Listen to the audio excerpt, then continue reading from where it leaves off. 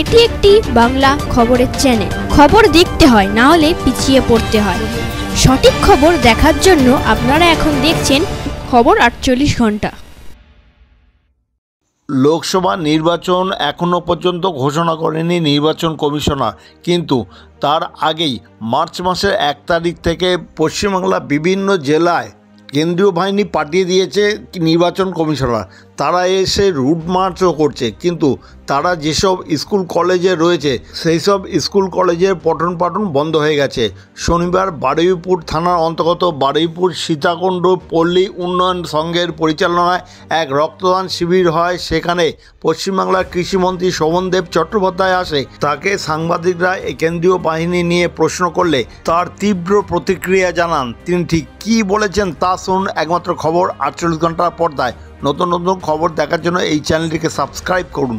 কালী প্রতিকৃত পরিচালনায় বারুইপুর কল্যাণপুর অঞ্চলের মলয়চণ্ডীপুর গ্রামে দিশা প্রতিবন্ধী স্কুলে সরকার অনুমোদিত CWSN বিশেষ চাহিদা সম্পন্ন বালকদের ভর্তি করার ব্যবস্থা করা হয়েছে। এখানে 50টি বেডের অনুমোদন করা হয়েছে। স্পেশাল শিক্ষক শিক্ষিকা দ্বারা speech therapy, music therapy, physiotherapy, play therapy, vocational ট্রেনিংয়ের ব্যবস্থা করা হয়েছে।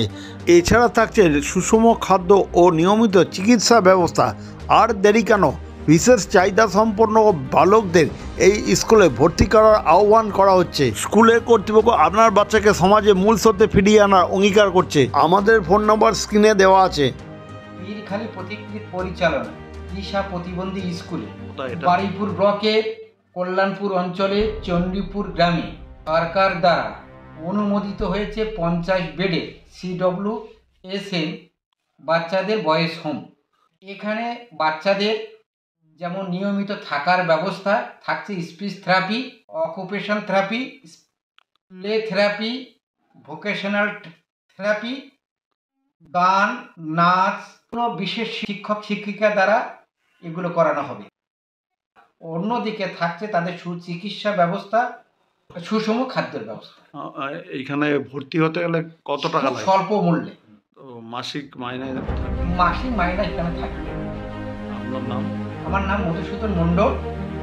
আমি এই সংস্থার সম্পাদক, দিশা প্রতিবন্ধী স্কুলের প্রিন্সিপাল। কেন্দ্রীয় বাহিনী এখনও নির্বাচন কমিশন নির্বাচন ঘোষণা করেনি, তার আগেই কেন্দ্রীয় বাহিনী পশ্চিমবাংলার কেন্দ্রীয় বাহিনী পাঠিয়ে দিয়েছে। স্কুলে পঠন পাঠনগুলো বন্ধ হচ্ছে, পরীক্ষা আছে, কি বলবেন? বাহিনী কিন্তু ভারতবর্ষে কোথায় যায়নি, কোথাও যায়নি, খালি বাংলাতেই এসেছে।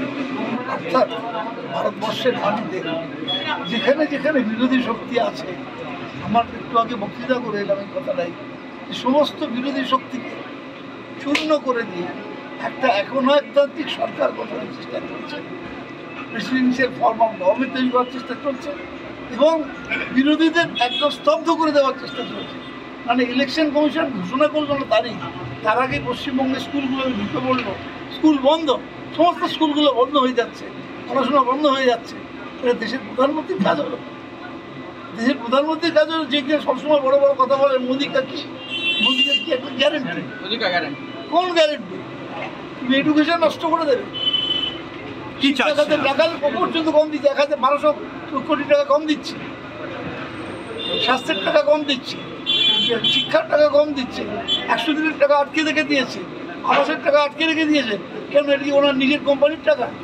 তিনি আমার রাজ্য থেকে নিয়ে যাচ্ছেন 4,60,000 কোটি টাকা নিয়ে গেছে।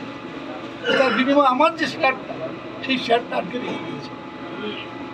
এদিকে একটা দেশের প্রধানমন্ত্রীর কাজ, এটা হচ্ছে একজন স্বৈরাচারী শাসকের কাজ, সেটাই তিনি করছেন।